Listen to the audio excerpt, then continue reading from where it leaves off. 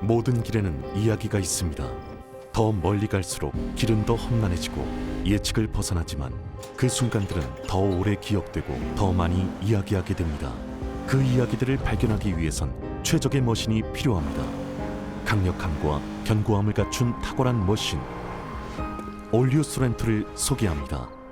이것은 단순한 또 하나의 SUV가 아니라 세계 최초의 스토리텔링 머신입니다.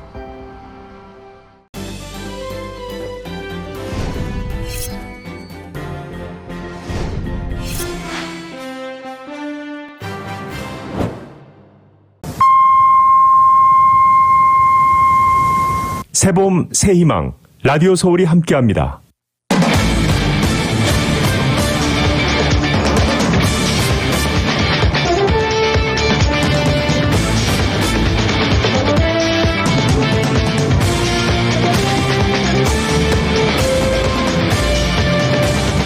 연방보건당국이 존슨앤존슨사가 개발한 코로나19 백신의 사용 중단을 권고했습니다. 보건당국은 존슨앤존슨의 신종 코로나 바이러스 감염증 백신에 대해 사용 중단을 권고했지만 이미 접종한 사람이 당황하거나 지나치게 걱정할 필요는 없다고 밝혔습니다. LA시와 카운티 당국이 연방정부 CDC와 FDA의 권고에 따라 오늘부터 존슨앤존슨사의 백신 접종을 일시 중단하기로 했습니다. 조 바이든 대통령은 존슨앤존슨의 신종 코로나 바이러스 감염증 백신 접종이 중단되더라도 미국에는 충분한 물량의 백신이 있다는 입장을 밝혔습니다. 저희 라디오 서울 방송과 한국일보 미디어 그룹이 주최하는 한인 커뮤니티 코로나 예방 백신 무료 접종 행사는 차질 없이 진행됩니다. 캘리포니아 레스토랑 파운데이션이 코로나 팬데믹으로 운영에 어려움을 겪는 LA 카운티와 샌디에고 등지의 영세 식당 업주들을 대상으로 지원금을 제공하기로 하고 신청자 접수에 들어갔습니다. 얼바인의 한인 남성이 세금 보고 시 해외 계좌 미신고로 소득세를 회피한 혐의로 연방검찰에 기소돼 밀린 세금과 벌금 폭탄을 맞게 됐습니다.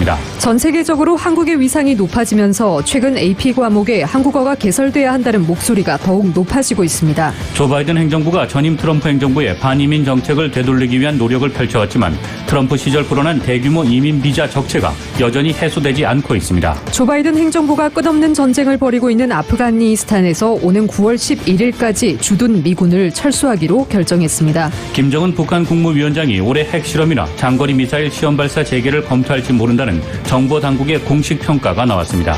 뉴욕 증시는 존슨앤존슨의 코로나19 백신 우려에도 소비자 물가 지표가 예상보다 크게 나쁘지 않았다는 평가 속에 지수별로 엇갈린 모습을 보이며 마감했습니다. S&P 500 지수는 사상 최고치를 또다시 경신했습니다.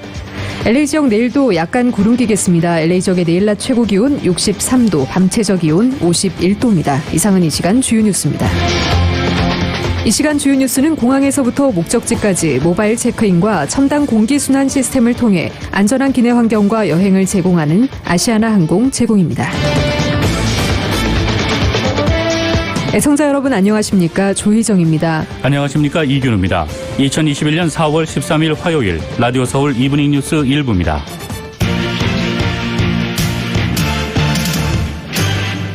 일부 첫 소식 전해드리겠습니다. 연방보건당국이 존슨앤존슨사가 개발한 코로나19 백신인 얀센 백신의 사용을 중단하도록 권고했습니다. 아스트라제네카 백신 접종 후 발생한 희귀혈전이 얀센 백신 접종 이후에도 발생했다며 조사가 끝날 때까지 접종 중단을 권고했습니다. YTN의 보도입니다. 미 질병통제예방센터 CDC와 식품의약국 FDA는 현지 시간 13일 공동 성명을 통해 얀센 백신의 사용 중단을 권고했습니다. 얀센 백신을 접종한 사람 가운데 6명에게서 드물지만 심각한 혈전이 보고됐다고 밝혔습니다. 이 중 1명은 숨졌고 1명은 위독한 상태입니다.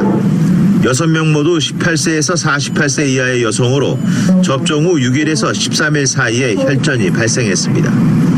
혈소판 감소를 동반하는 희귀혈전으로 아스트라제네카 백신 접종에서 나타난 부작용과 동일합니다. CDC는 현지 시간 14일 예방접종 자문회의를 열어 이번 사례를 검토할 예정이고 FDA도 조사에 나설 예정인데 절차가 완료될 때까지 접종 중단을 권고했습니다. You want to make sure that safety is the important issue here. We are totally aware that this is a very rare event. We want to get this worked out as quickly as we possibly can. 얀센 백신은 지난 6월 말 FDA로부터 긴급 사용 승인을 받아 지금까지 680만여 명의 미국인이 접종했습니다. 백악관은 얀센 백신의 비중이 5%에 불과하고 화이자와 모더나 백신을 충분히 확보하고 있어 얀센 백신 접종 중단이 큰 문제가 되지 않는다는 입장입니다. 며칠 안에 얀센 백신의 안전성에 대한 결론이 내려질 것으로 예상되는 가운데 이미 백신 공급에 차질을 빚고 있는 유럽 등 다른 나라들의 사정은 급합니다. 존슨앤드존슨은 얀센 백신의 유럽 출시를 선제적으로 연기했습니다. 얀센 백신은 유럽연합에 6월 말까지 5,500만 회분, 3분기까지 추가로 1억 2천만 회분을 공급할 예정이었고 최근 아프리카 연합과도 4억 회분을 계약했습니다. YTN 이동원입니다. 미국 보건당국은 존슨앤존슨의 제약부문 계열사 얀센의 신종 코로나 바이러스 감염증 백신에 대해 사용 중단을 권고했지만 이미 접종한 사람이 당황하거나 지나치게 걱정할 필요는 없다고 말했습니다. 다만 최근 얀센 백신을 맞은 사람은 발열, 기침 등 일반적인 코로나19 증상과 다른 증세가 나타나는지 유심히 살펴보라고 권고했습니다. 질병통제예방센터 CDC의 앤 슈컷 부국장은 오늘 브리핑에서 얀센의 백신을 맞은 지 한 달이 넘은 사람에게는 위험이 매우 낮다고 말했습니다. 슈컷 부국장은 이 백신을 맞고 아마도 매우 걱정되는 사람들이 있을 것으로 안다며 백신을 접종한 지 한 달이 넘은 사람은 현재 위험이 매우 낮다고 말했습니다. 그는 다만 최근 1, 2주 내에 백신을 맞은 사람은 증상을 잘 살펴봐야 한다며 만약 백신을 맞았는데 심각한 두통이나 복부 통증, 다리 통증, 숨가쁨 등이 나타나면 의료진에게 연락해야 한다고 권고했습니다. 슈컷 부국장은 또 CDC가 임상이들이 얀센 백신의 잠재적 위험과 증상을 식별하는 방법을 알도록 하기 위해 공격적으로 이들에게 연락하고 있다고 밝혔습니다. CDC에 따르면 미국에서는 지금까지 총 1,600만여 회분의 얀센 백신이 각 주와 자치령에 배포됐고 이 중 약 680만 회분이 실제 접종된 것으로 집계되고 있습니다.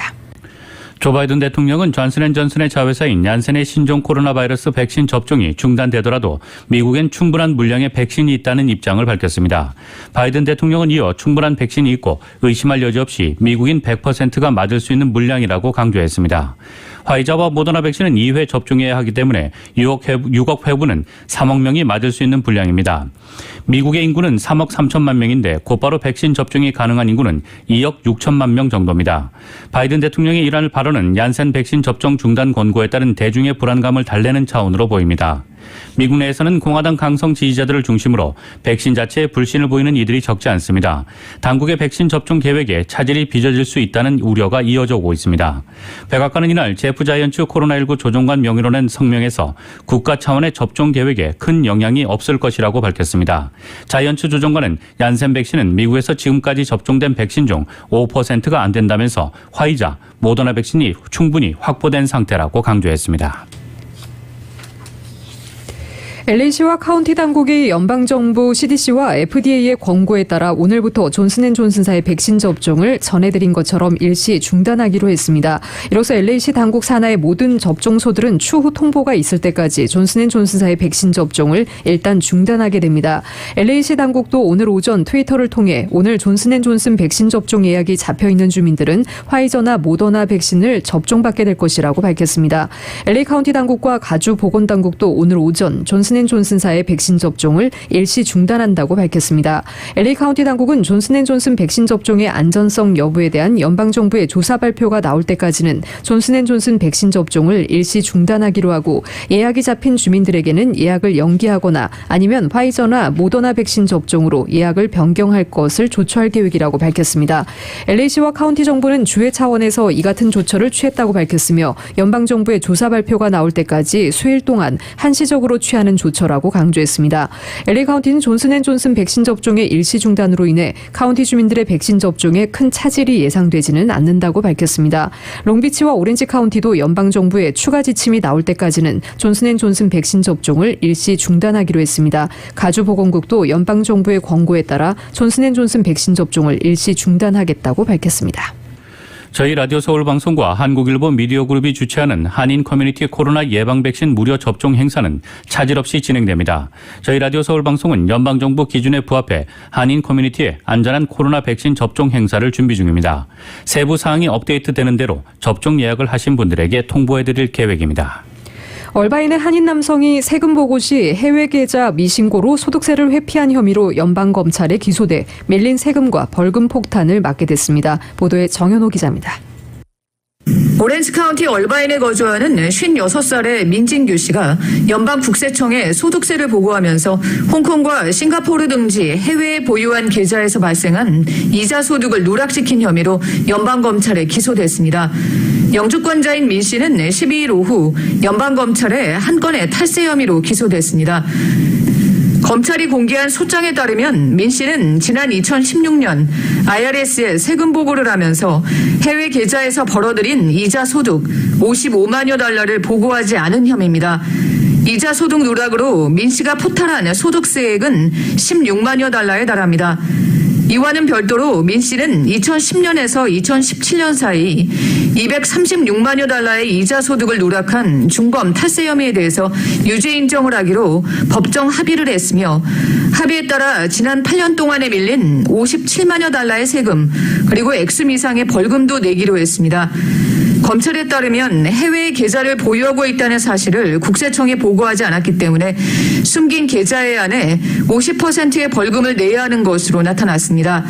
민 씨는 해외 계좌에 1,800만 달러 상당을 보유하고 있었던 것으로 드러났습니다.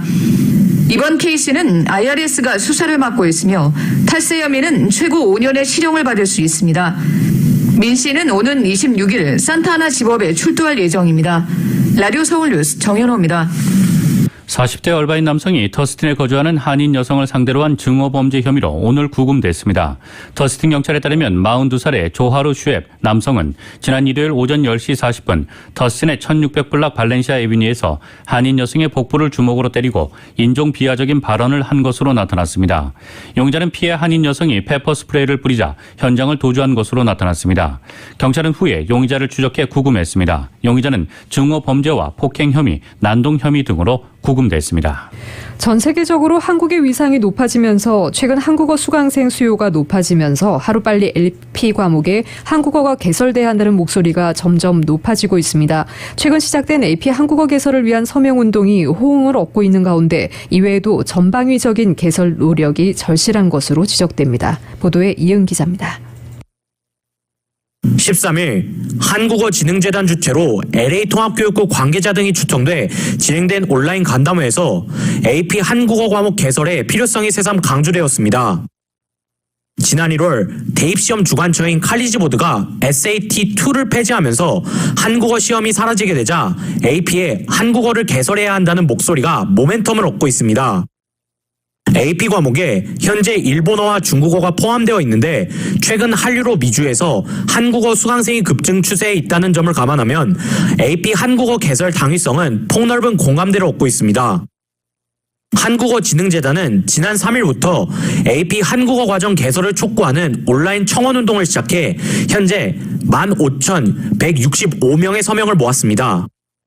한국어진흥재단의 모니카류 이사장입니다. And this year, January, College Board announced that SAT2 subject test is completely abolished. 류 이사장은 주민들의 목소리를 전할 수 있는 온라인 서명운동에 이어 미준의 한인 등 정계 지도자, 한국의 정계 지도자들의 지원 사격이 이어져야 한다는 점을 강조했습니다.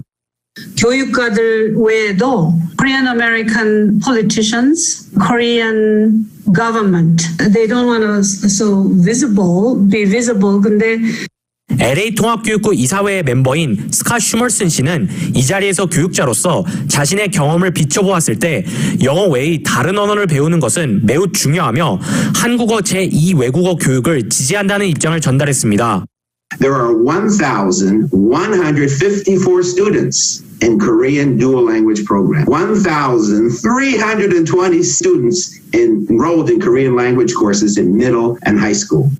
슈멀슨 씨는 LA 통합교육군의 한국어 듀얼 프로그램에는 1,154명의 학생들이 등록되어 있으며 중고교에서 1,320명이 한국어 수업을 수강해 한국어 강좌는 꽤 수요가 있는 것으로 나타났습니다. 김선미 재미한국학교협의회 회장은 무엇보다 SAT2가 폐지되면서 한국어의 위상을 알릴 수 있는 방법이 사라졌다는 점이 AP 한국어 개설을 더 이상 늦출 수 없는 이유라고 지적하고 매년 진행해오던 SAT2 한국어 모의고사를 재미한국학교 NAKS 코리안 테스트로 전환했다고 설명했습니다. AP 플레이스먼을 개설하는 데 전제 조건이 프리리퀴짓 부분이 해결이 안 된다면 미국 전역에서 사실은 AP 과목을 만드는 것이 쉽지 않으리라고 생각합니다. 지난 3월 19일부터 21일까지 진행된 NAKS 코리안 테스트를 통해 한국어를 공부하는 학생들의 수요를 데이터로 수집할 수 있는 점도 테스트가 필요한 이유라고 합니다. 한국어진흥재단 측은 서명운동은 5월 말까지 진행되며 10만 명을 목표치로 잡고 있다고 밝혔습니다. AP 한국어 개설 서명운동에 참여를 원하는 주민들은 웹사이트 supportapkorean.org에 방문하시면 됩니다. 라디오 서울 뉴스 이은입니다. 헐리우드차병원의 퇴원 후 환자 후속 관리 프로그램인 컨티뉴잉 케어 프로그램이 우수한 운영 사례로 화제가 되고 있습니다. 헐리우드차병원은 퇴원 후에도 홈케어, 원격 진료를 통해 환자를 위한 지속적인 케어를 제공하는 컨티뉴잉 케어 프로그램을 카운티 최초로 2018년에 런칭했으며 3년간의 성공적이고 안정적인 프로그램 운영으로 지난달 저명한 비즈니스 잡지인 하버드 비즈니스 리뷰에서 성공적인 사례로 조명됐습니다. 하버드 비즈니스 리뷰에 따르면 헐리우드차병원은 프로그램 시작 후 퇴원 후 90일간 환자의 재입원율과 사망률을 큰 폭으로 줄였으며 이에 따라 환자의 의료 비용은 약 15%가 절감됐습니다. 컨티뉴잉 프로그램은 자격 요건에 해당되는 메디케어 환자들이 퇴원 후 합병증의 위험을 줄이고 빠른 회복이 가능하도록 90일 동안 맞춤형 집중 치료 프로그램 서비스를 제공해 환자의 재입원을 방지하는 것이 궁극적인 목표입니다.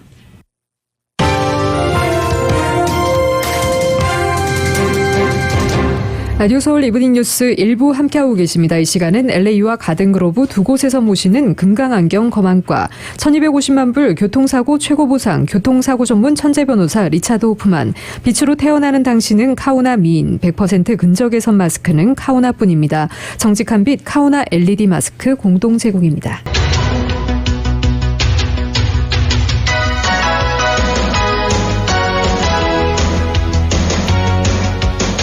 라디오 서울 이브닝 뉴스 일부 함께하고 계신 지금 시각 LA 시각으로 5시 20분입니다. 화요일 5시 때 퇴근길 교통 상황입니다.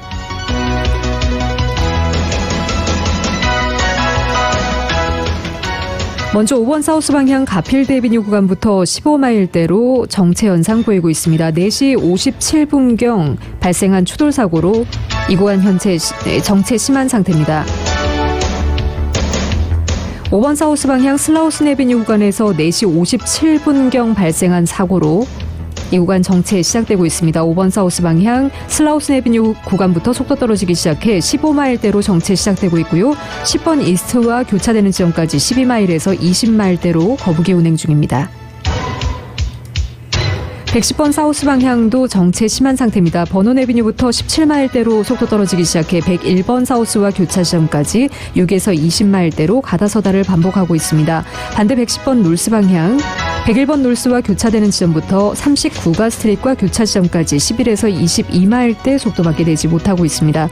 101번 사우스 방향 벤톤웨이 구간부터 18마일대로 정체 중입니다. 멜로스 애비뉴와 교차 지점까지 10에서 18마일대. 반대 101번 놀스 방향 서행되고 있습니다. 유니버셜 센터 드라이브 구간부터 선셋 블루버드까지 20마일대로 서행 중입니다. 405번 프레이 놀스 방향 웰셔 블루버드부터 20마일대로 속도 떨어지기 시작해 오늘 빅토리 블루버드와 교차 지점까지 10마일에서 20마일대 속도밖에 내지 못하고 있습니다. 이 구간 지나시는 분들 참고하시기 바랍니다.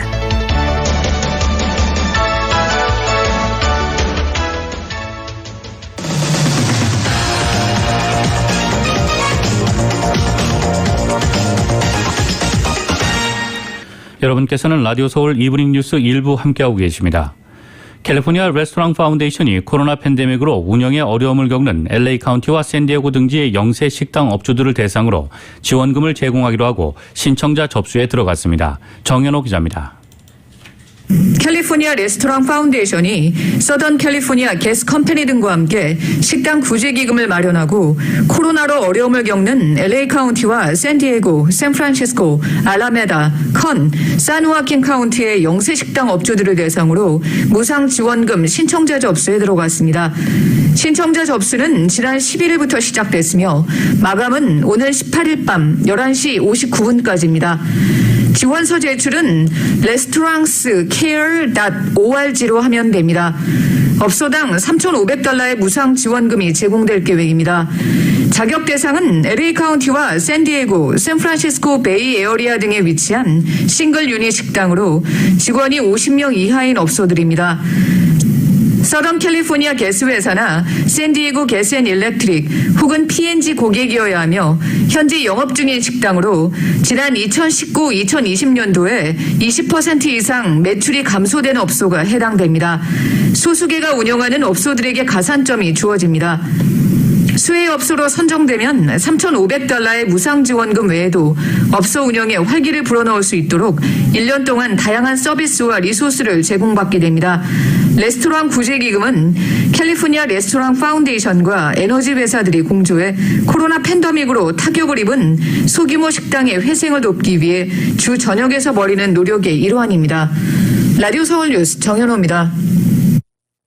코로나 팬데믹 속에 치러진 2021학년도 UC 대학 입시는 그야말로 합격하기가 하늘의 별 따기였던 것으로 나타났습니다. 역대 사상 최고의 지원율에 따른 불합격 증가로 이전 같으면 UCLA와 UC 버클리 등 유수의 캠퍼스들에서 합격 통지를 받았을 최우수 학생들이 UC 캠퍼스들로부터 줄줄이 불합격 통보를 받으며 최악의 UC 입시라는 평가가 나오고 있습니다. 특히 예전 합격 스펙 기준에 맞춰 안정권으로 UC 캠퍼스 인기 전공에 지원서를 몰아넣은 한인 학생들의 경우 4.0이 훨씬 넘는 높은 GPA와 엄청난 과외 활동 스펙 등에도 불구하고 원하는 대부분 캠퍼스로부터 불합격 혹은 대기자 명단 통보를 받아 허탈해하고 있습니다. 실제로 UC 캠퍼스에 따르면 올해 가을 학기 지원자의 절반 이상이 GPA가 4.0 이상이 넘는 것으로 나타났습니다. 한인 입시 전문가들은 전국 탑 20위 안 대학에 합격해도 UCLA와 버클리 캠퍼스 인기 전공에 불합격 통보를 받고 있다며 이제는 UC 탑 캠퍼스 인기 전공 경우 전교 성적 순위 1에서 3% 안에 들어야 안정권일 정도로 UC 입시가 달라졌다고 말했습니다. 전국 대학 순위 20위, 공립 1위인 UCLA는 2021년 가을 학기에 14만 명이 지원하며 사상 최고 높은 지원율을 기록했습니다. 현재까지 합격률은 10.5%로 대기자 명단이 풀리면 오르겠지만 지난해 14%보다는 낮을 것으로 전망됩니다. 조 바이든 행정부가 출범 이후 지난 3개월간 전임 트럼프 행정부의 반이민 정책을 되돌리기 위한 노력을 펼쳐왔지만 트럼프 시절 불어난 대규모 이민 비자 적체가 여전히 해소되지 않고 있습니다. 어제 CNN은 트럼프 전 행정부 시절의 반이민 조치 등으로 약 260만 건의 이민 비자 신청서가 처리되지 못한 채 쌓여 있으며 적체 서류 중 상당수는 당장 영주권 인터뷰도 가능한 단계라고 지적했습니다. CNN은 연방 국무부 자료를 인용해 260만 건에 달하고 있는 이민 비자 적체 서류들 중 약 50만 건은 승인 요건을 갖추고 있어 비자 인터뷰가 준비가 다 된 신청 서류들이라고 전했습니다. 또 특정 부문의 이민 비자들 중에는 트럼프 전 행정부가 출범한 4년 전에 비해 적체 건수가 50에서 100배까지 많아진 경우도 있습니다. 이민 비자 신청서 적체가 급증한 것은 트럼프 전 행정부가 지난 4년간 지속해온 반이민 조치와 코로나 팬데믹 기간 이민 비자 발급을 제한한 조치들 때문입니다. 특히 코로나 팬데믹으로 인한 비자 인터뷰 제한 조치가 여전히 풀리지 않고 있는 것도 적체를 늘리고 있습니다.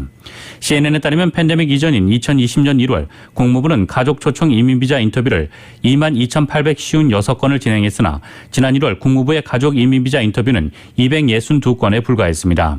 인터뷰가 99% 급감한 것입니다. CNN은 국무부가 여전히 트럼프 전 행정부가 팬데믹을 이유로 부과한 인터뷰 및 비자 발급 제한 조치를 중단하지 않고 있다고 지적했습니다. 바이든 행정부 출범 이후에도 적체가 빠르게 해소되지는 않는 것으로 트럼프 시절에 이 같은 조치들이 신속하게 취소되지 않고 있기 때문이라는 것입니다. 이와 관련해 국무부는 지난 8일 코로나 팬데믹으로 여행 제한 대상이 된 지역 거주자인 경우에도 이민 비자나 약혼자 비자를 신청할 수 있도록 하는 조치를 취했습니다. 지난해 트럼프 행정부가 부과된 이 제한 조치 하나를 뒤집는 데 3개월이 소요된 셈입니다. 미 전국 이민법원들에서 추방재판에 계류돼 있는 한국 국적자가 1,115명인 것으로 집계돼 지난 2012년 이래 9년 만에 가장 많은 한인들이 이민법 위반을 이유로 추방 위기에 처해 있는 것으로 나타났습니다. 시라큐스 대학교 사법정보센터가 집계한 지난 2월 현재 전국 이민법원 추방재판 계류 현황에 따르면 전체 추방재판 대기자는 총 129만 9,239명에 달했고 이 중 한인 대기자는 1,115명으로 집계됐습니다. 추방재판에 회부된 구속된 한인은 지난 2010년 1,718명으로 역대 최고치를 기록한 이후 꾸준히 감소해 2015년 666명까지 줄기도 했지만 다시 증가하고 있습니다. 2019년 849명으로 늘어난 데 이어 2020년 1,026명으로 8년 만에 다시 1,000명 선을 넘어섰고 지난 2월 현재 1,100명을 넘어 1,115명을 기록했습니다. 지역별로는 캘리포니아주가 417명으로 최다를 기록했고 뉴욕주가 두 번째로 많았습니다. 이어 뉴저지, 버지니아, 조지아, 텍사스, 일리노이스, 펜실베니아, 워싱턴 등의 순이었습니다.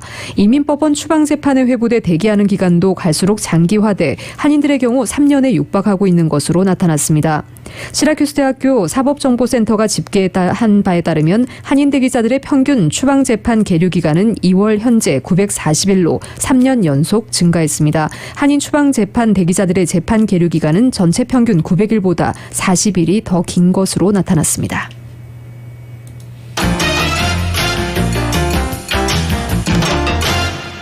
이어서 미국 소식 전해드리겠습니다. 조 바이든 행정부가 끝없는 전쟁을 벌이고 있는 아프가니스탄에서 오는 9월 11일까지 주둔 미군을 철수하기로 했습니다. 9월 11일은 미국의 최장기 전쟁인 아프간 전쟁을 촉발한 9.11 테러가 발생한 지 20년이 되는 날로 이 계획이 실행되면 20년 만에 아프간 전쟁이 종식되는 셈입니다. 젠사키 백악관 대변인은 오늘 브리핑에서 시안을 포함한 아프간 미군 철수 계획을 바이든 대통령이 내일 직접 발표한다고 말했습니다. 사키 대변인은 바이든 대통령은 아프간에 대한 군사적 해결 방안이 없고 우리가 거기에 너무 오래 있었다는 견해에 일관성을 유지하고 있다고 언급했습니다. 바이든 대통령은 철군이 아프간 내 상황에 따른 잠정적인 것이라기보다는 절대적이어야 한다는 생각에 이처럼 결정했다고 당국자가 밝혔습니다. 이 당국자는 우리는 9월 11일까지 가능하면 그 전에 아프간 미군을 제로화하겠다고 약속할 것이라며 바이든 대통령은 조건부 철군은 아프간에서 영원히 주둔하는 방법이 될 것이라고 결론 내렸다고 말했습니다. 그는 철군은 5월 1일부터 시작할 것이라고 말했습니다. 바이든 대통령이 9월 11일을 시한으로 정한 것은 9.11 테러를 일으킨 알카에다 같은 극단주의 세력이 미국을 공격하는 데 활용될 거점을 다시는 마련하지 못하게 하려고 아프간 전쟁에 뛰어든 이유를 강조하고 있습니다. 소식통에 따르면 아프간 미군 철군은 특정 안보와 인권 보장 상황에 기초해 이루어질 것이라고 밝혔습니다. 미국의 대외 정책 초점이 다변화되고 있습니다. 바이든 대통령이 푸틴 러시아 대통령과 통화해서 우크라이나 상황을 논의한 데 이어 독일에 주둔하는 미군 규모를 늘리겠다는 발표도 나왔습니다. KBS의 보도입니다. 조 바이든 미국 대통령이 블라디미르 푸틴 러시아 대통령과 취임 후 두 번째 전화 통화를 했다고 백악관이 밝혔습니다. 백악관은 통화에서 바이든 대통령이 우크라이나 동부 지역의 주권과 영토 보전을 약속했다고 강조하면서 관련 협의를 위한 정상회담을 제안했다고 설명했습니다. The president voiced our concerns over the sudden Russian military buildup and increasing aggression on the border of Ukraine and called on Russia to de-escalate tensions. 바이든 대통령 언급에 앞서 토니 블링컨 미 국무장관도 우크라이나를 방문해 지원을 확인했습니다. 이와 관련 러시아 크렘린 측은 미러 정상 간 통화 사실을 확인하는 보도문을 통해 현재 상황과 일부 국제 현안이 깊이 있게 논의됐다고 밝혔습니다. 이런 가운데 독일을 방문 중인 미 국방장관은 한때 감축 논란을 불렀던 독일 주재 미군 규모를 올 가을까지 500명 더 늘릴 것이라고 발표했습니다. 주독 미군 규모는 지난해 7월 도널드 트럼프 당시 대통령이 12,000명 감축을 발표하면서 대러시아 대응 능력 저하 논란을 불러일으킨 바 있습니다. What I emphasized to the minister today was that we are no longer making any plans. We've ceased planning as well. 한편 백악관은 당초 5월 1일이 시한이었던 아프가니스탄 주둔 미군 철수가 9.11 테러 20주기까지 넉 달가량 늦춰질 것으로 전망했습니다. 워싱턴에서 KBS 뉴스 김기현입니다.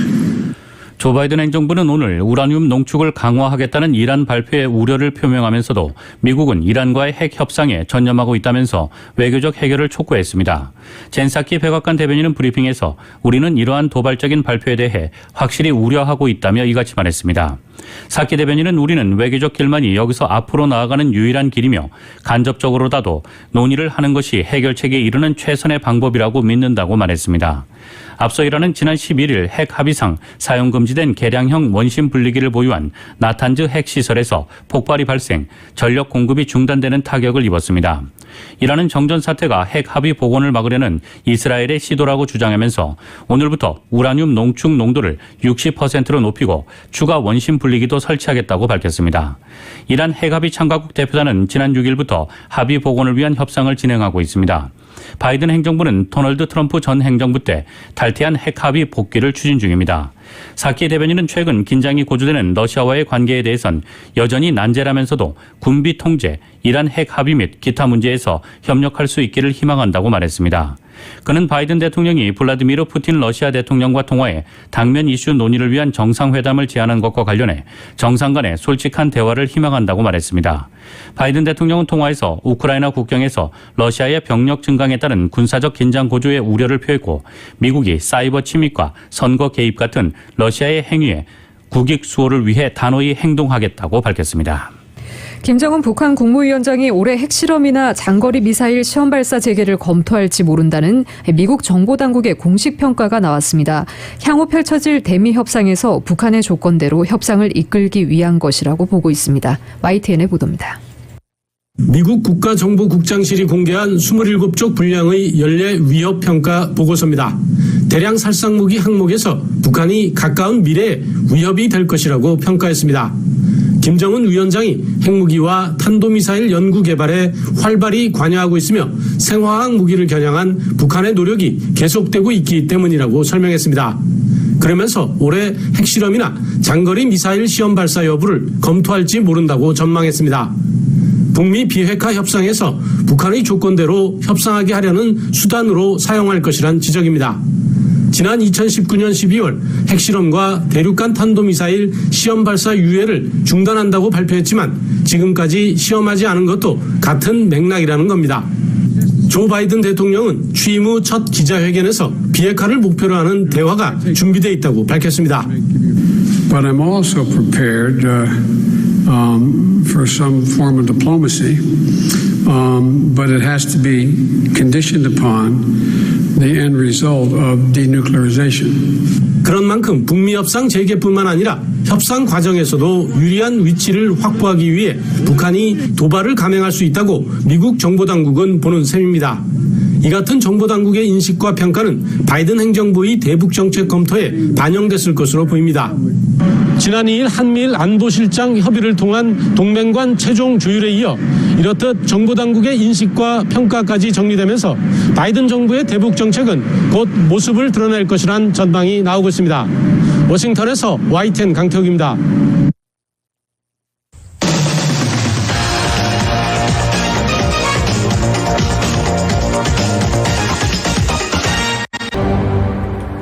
여러분께서는 라디오 서울 이브닝 뉴스 1부 함께하고 계십니다.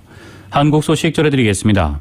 오세훈 서울시장이 화상으로 열린 국무회의에 처음 참석해 코로나19 간이 진단키트 도입을 정식으로 건의했습니다.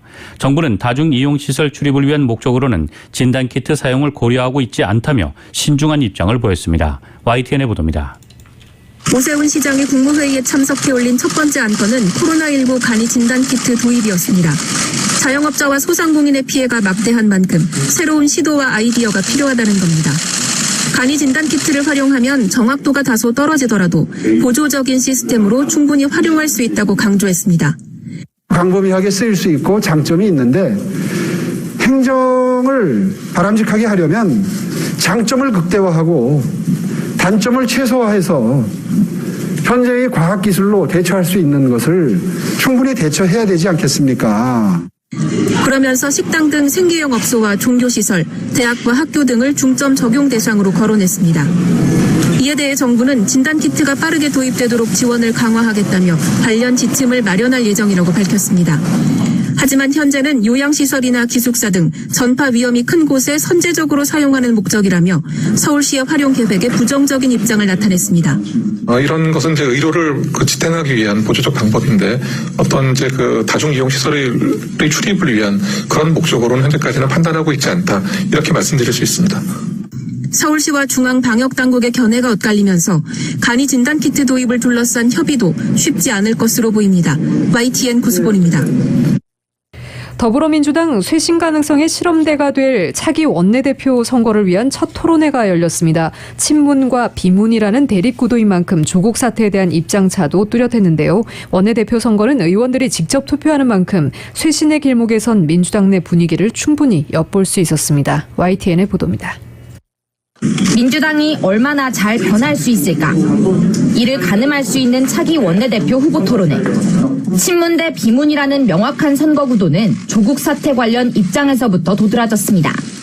친문 당권파인 윤호중 의원은 조국 사태가 보궐선거 패배의 원인이라는 질문에 검찰부터 비판하고 나섰습니다.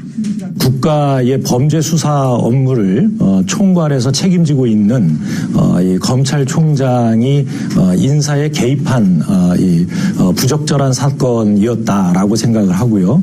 이러면서 180석을 얻으며 슈퍼 여당이란 타이틀을 거머쥔 지난 총선에서 이미 심판을 받았다고 강조했습니다. 이에 반해 비문인 박완주 의원은 조국 사태를 문재인 정부 핵심 가치였던 공정성을 청년들이 의심하게 된 사건이라고 규정했습니다. 나아가 조국 사태 언급을 금기시해선 안 된다며 친문 강성 지지층의 반발을 직접 겨냥했습니다. 아빠카드, 엄마카드라는 가장 예민한 학력에 대해서 이러한 부분에 대해서 사실은 공정하지 않다 또는 과도하다라고 하는 이러한 부분들을 보여준 당심과 민심의 괴리라는 민주당의 또 다른 해결 과제를 놓고도 온도차를 보였습니다. 윤호중 의원은 당권파답게 당심도 중요하다는 쪽에, 박완주 의원은 당심보다는 민심이라는 쪽에 방점을 찍었습니다. 이것은 어떤 면에서 보면 당내 민주주의 하나입니다. 당부드리고 싶은 말씀은 뭐냐면 좀 더 좀 의원들에 대해서, 우리 당 의원들에 대해서 일단 당원으로서 조금 더 존중해 주시고, 저는 민심을 이길 수 있는 당심은 없다라고 생각합니다. 정치의 본령은 국민과 편하게 하는 것입니다. 개혁 입법 과제를 추진하는 방안을 놓고도 윤 의원은 민주당 중심의 주도를 강조한 반면 박 의원은 야당과의 관계 회복을 약속했습니다. 여당 의원들의 주도로 입법 청문회를 열어서 전문가들뿐만 아니라 이 그 법에 관계가 되는 이해관계자, 보통 사람들, 여러분 국민들을 이 의사당 안으로 끌어들이겠습니다. 상임위원장 재분배 문제와 부의장 선출 문제도 이번에 해결토록 하겠습니다. 원칙은 지키되 집권 여당답게 야당과 소통하겠습니다. 원내대표 선거는 민주당 쇄신의 첫 실험대입니다. 이번 첫 토론회에서 기존의 입장을 유지하면서 강력한 개혁성을 확보하는 쪽과 이전의 태도에서 벗어나 새로운 변화를 가져와야 한다는 쪽으로 크게 나뉘어져 있다는 걸 충분히 알 수 있는 계기가 됐습니다. YTN 송재인입니다. 내일은 북한의 최대 명절로 김일성 생일인 태양절인데 공교롭게도 미국 의회에서 대북전단 금지법 청문회가 열립니다. 한국 정부에는 압박을, 북한 정권에는 자극을 줄 것이라는 우려가 만만치 않습니다. YTN의 보도입니다. 미국 의회 초당적 기구인 톰 렌터스 인권위원회는 현지 시각으로 15일 오전 10시 대북전단 금지법을 다루는 화상 청문회를 엽니다. 미 의회가 동맹국의 법률을 문제 삼아 청문회를 여는 것은 무척 이례적인 일입니다. 앞서 인권위원회는 대북전단 금지법이 북한 인권 증진 노력을 방해할 수 있다는 일부 우려를 반영해 개최되는 것이라고 밝혔습니다. 크리스 스미스 공화당 의원이 주도한 이번 청문회는 수잔 숄티 등 대북 강경파 인물들을 대거 증인으로 채택한 데다 온라인으로 생중계된다는 점에서 정부의 적잖은 부담입니다. 정부는 인권위 청문회가 의결 권한이 없는 정책 연구 모임이라며 확대 해석을 경계하고 있습니다. 렌터스 인권위원회 이 청문회가 우리 국내 국회에서 열린 청문회하고는 좀 성격이 많이 일단 다른 것으로 제가 이해를 하고 있습니다. 정세현 민주평화통일 자문회의 수석 부의장은 한 발 더 나아가 북한을 자극하고 미 정부의 대북 정책에 영향을 줄 수 있다고 우려했습니다. 이번 청문회가 김일성 생일 태양절에 열리는 데다 북한 인권 상황도 논의될 수 있어 북한이 반발하고 나올 가능성도 있기 때문입니다. 하지만 북한 인권 문제가 미 의회 인권위의 청문회를 계기로 미 정부와 의회에서 계속 쟁점화될지는 새로운 대북 전략의 우선순위와 맞물려 있어 아직 예단하기 힘든 상황입니다. YTN 이교준입니다.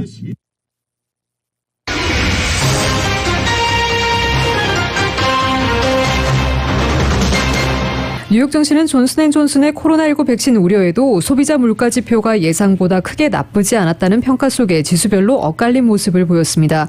다우지수는 하락 마감했지만 기술주 강세에 힘입어 S&P 500 지수는 사상 최고치를 경신했고 나스닥 지수는 1% 이상 올랐습니다.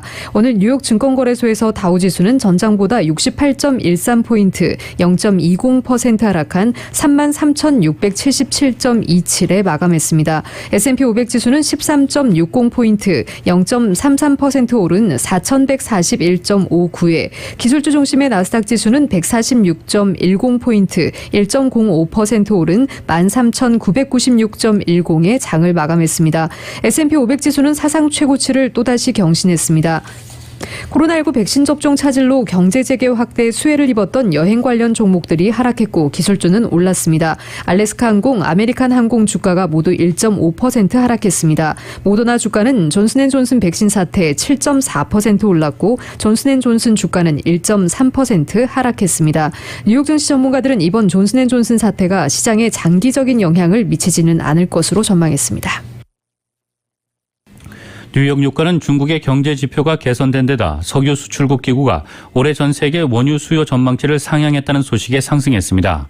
뉴욕 상업거래소에서 5월물 서부 텍사스산 원유 가격은 전장보다 0.48달러 오른 배럴당 60.18달러에 마감했습니다. 투자자들은 이날 중국의 경제 지표와 코로나19 백신 뉴스, 오펙의 월간 보고서 등을 주시했습니다. 앞서 아시아 시장에서 발표된 중국의 3월 수출이 작년 동기보다 30% 이상 증가했다는 소식에 글로벌 경기 회복 기대감이 커졌습니다. 중국 해관 총선은 3월 수출이 달러화 기준 전년 대비 30.6% 증가했다고 발표했습니다. 3월 수입은 달러화 기준 전년 대비 38.1% 증가했습니다. 1분기 수출도 작년 동기 49% 증가했고 같은 기간 수입은 작년 동기 28% 증가했습니다. 중국은 상대적으로 코로나19 충격에서 빠르게 회복하고 있으며 이는 원유 수요에 대한 기대를 높이는 요인입니다. 이날 오펙도 월간 보고서에서 올해 세계 원유 수요 전망치를 상향했습니다. 글로벌 경기 부양책과 코로나19 백신 보급에 따른 봉쇄 조치 완화로 하반기 전망이 개선됐기 때문입니다. 오펙은 이날 올해 전 세계 원유 수요 전망치를 이전보다 하루 10만 배럴 상향 조정했고 세계 경제 성장을 전망치도 0.3%포인트 높여 잡았습니다. 오펙은 올해 글로벌 원유 수요가 하루 600만 배럴 증가한 9,650만 배럴에 달할 것으로 추정했고 올해 세계 성장률은 5.4%를 기록할 것으로 전망하고 있습니다. 화이자에 이어 모더나의 신종 코로나 바이러스 감염증 백신도 접종 6개월 후 높은 예방 효과를 유지하는 것으로 나타났습니다. 바이오 기업 모더나는 오늘 공개한 3상 임상시험 업데이트 예비 결과를 통해 2차 접종 6개월 후에도 90% 이상의 예방 효과를 보였다고 밝혔습니다. 모더나 백신은 또 접종 6개월 후에도 중증 코로나19를 예방하는 데 95% 이상의 효과를 나타냈습니다. 이번 3상 시험 업데이트 결과는 지난 9일까지 발생한 코로나19 확진자 900여 명의 사례를 분석한 결과를 담았습니다. 이 중 100명 이상은 중증 코로나19 환자입니다. 모더나는 예방 효과가 6개월 이상 지속된다는 임상시험 결과를 근거로 자사 백신의 정식 사용 승인을 신청할 수 있을 것으로 전망됩니다. 현재 모더나 백신은 미 식품의약국 FDA의 긴급 사용 승인을 받은 상태입니다. 이런 결과는 미 제약사 화이자와 독일 바이오엔테크가 공동 개발한 백신의 예방 효과와 비슷합니다. 모더나는 또 17세 이하 청소년과 어린이를 대상으로 한 임상시험 계획도 공개했습니다.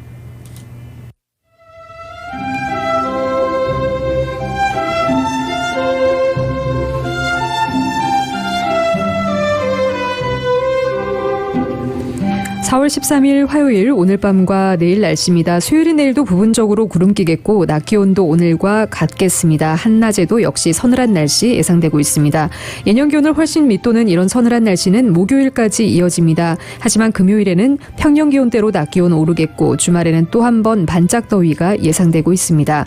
낮과 밤의 일교차도 크고 주중과 주말의 낮 기온 변화도 큰 한 주입니다. 환절기 건강관리에 각별히 유의하시기 바랍니다. LA 한인타운의 내일 낮 최고 기온 63도입니다. 밤 최저 기온 50도, 오렌지 카운티 지역 64도, 52도, 밸리와 인랜드 엠파이어 지역 73도, 45도, 해안 지역의 내일 낮 최고 60도, 밤 최저 50도입니다. LA 지역 오늘 밤 흐린 가운데 5에서 10마일대 바람이 불겠습니다. 오늘 밤 최저 기온 53도입니다. 한국은 밤사이 기온이 큰 폭으로 떨어진 경기 북부와 영서지방 등 내륙 곳곳에 한파주의보가 내려졌습니다.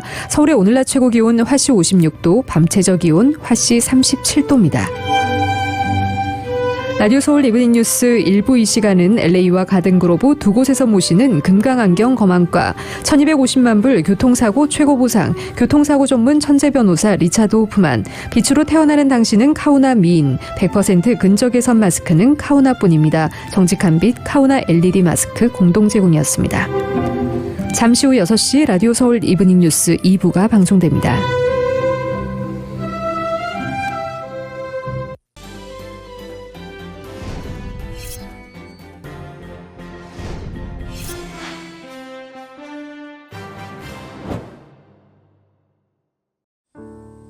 친구, 마음을 나누는 가족이지. 젊을 때나 지금이나 함께 같은 세월을 살아가는 게 참 소중해.